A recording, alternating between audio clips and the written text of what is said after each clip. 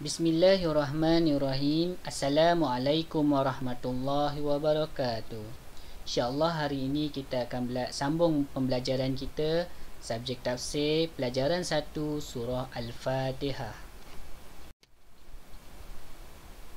Apa yang murid akan pelajari pada hari ini? Yang pertama, murid dapat mengenal tafsir ringkas surah Al-Fatihah. Yang kedua, murid dapat menyatakan pengenalan surah Al-Fatihah. Yang ketiga, murid dapat menghayati pengajaran dan nilai murni daripada surah Al-Fatihah. Okey, murid-murid boleh rujuk buku teks tafsir muka surah 4. Okey, kita lihat dahulu bahagian pengenalan surah. Sama juga kita nak kenal seseorang. Bila nak kenal seseorang, kita nak kena tahu nama dia, umur dia, mana dia tinggal dan sebagainya. Sama juga dengan surah. Surah-surah di dalam Al-Quran kita kena juga tahu tentang bilangan ayatnya, tempat turunnya dan banyak lagi perkara yang perlu kita tahu. Okay, kita tengok kat sini pengenalan surah. Okay. Setiap surah yang kita akan belajar ada beberapa perkara yang kita akan kena tahu, iaitu maksud surah tersebut, di mana turunnya surah, bilangan ayat dan beberapa perkara lain yang berkaitan dengan surah tersebut. Okey. Hari ini kita akan tengok bahagian surah Al-Fatihah. Maksud Al-Fatihah adalah pembukaan. Maksud Al-Fatihah adalah pembukaan. Diturunkan di Mekah. Okey, tempat turun bagi Al-Quran, tempat turun dia ada dua, iaitu Mekah dan Madinah. Surah Al-Fatihah diturunkan di Mekah. Okey. Bilangan ayat mempunyai 7 ayat. Okey. Sifat Allah yang ada di dalam surah Al-Fatihah ini adalah Ar-Rahman dan Ar-Rahim, Maha Pemurah dan Maha Penyayang. Okey, kita tengok bahagian tafsir ringkas.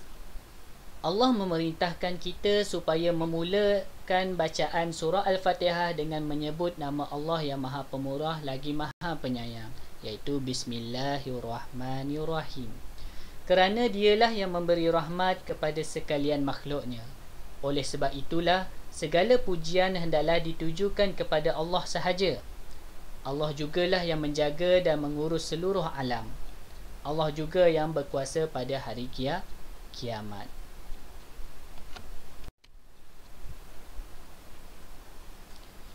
Hanya kepada Allah kita menyembah dan beribadah. Penyembahan dan perhambaan diri khusus untuk Allah sahaja demi menyatakan ketakwaan dan keimanan. Oleh sebab itu, hanya kepada Allah sahaja kita memohon sebarang hajat.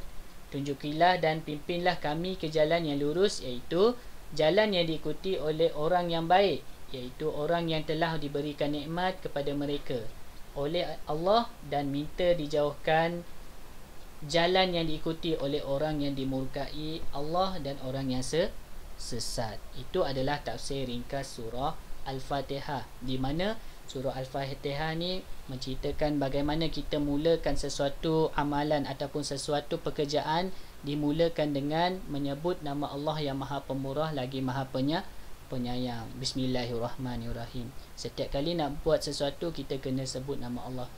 Bismillahirrahmanirrahim. Sebab Allah lah tempat kita berlindung. Allah lah yang menguasai seluruh alam ni. Allah yang menciptakan kita semua. Kita kena memohon pertolongan juga kepada Allah.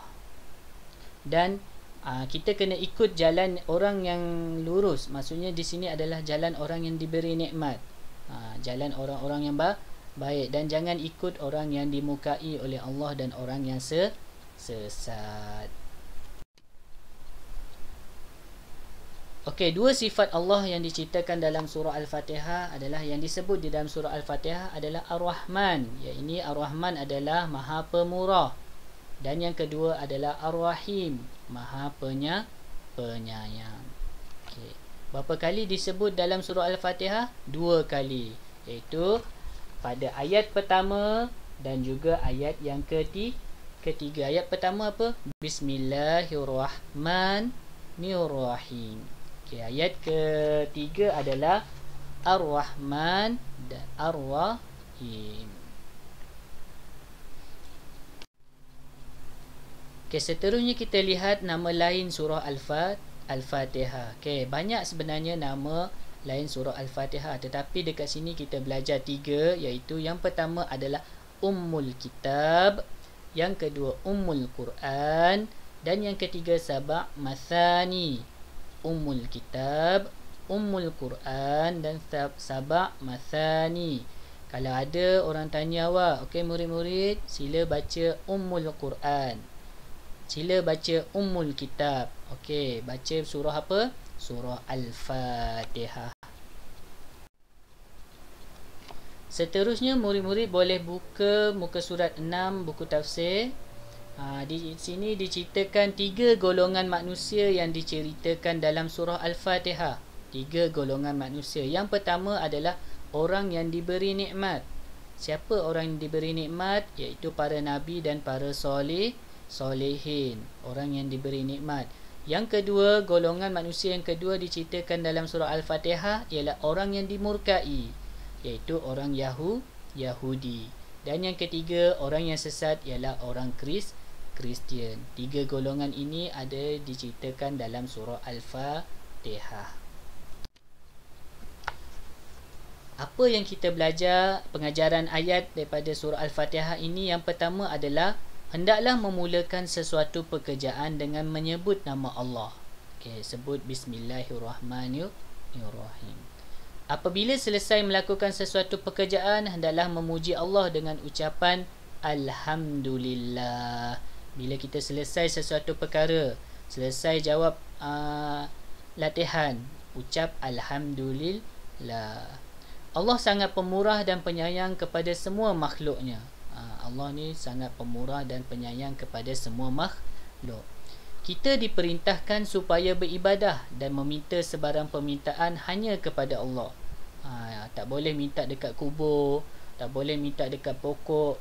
Tuhan kita adalah Allah. Minta tolong. Kenapa minta tolong dengan Allah? Sebab Allah yang menguasai alam ini. Allah yang maha berkuasa, Allah yang maha pemurah lagi maha penyayang. Jalan yang lurus adalah jalan yang diikuti oleh para rasul, nabi, orang yang beriman dan orang yang beramal soleh.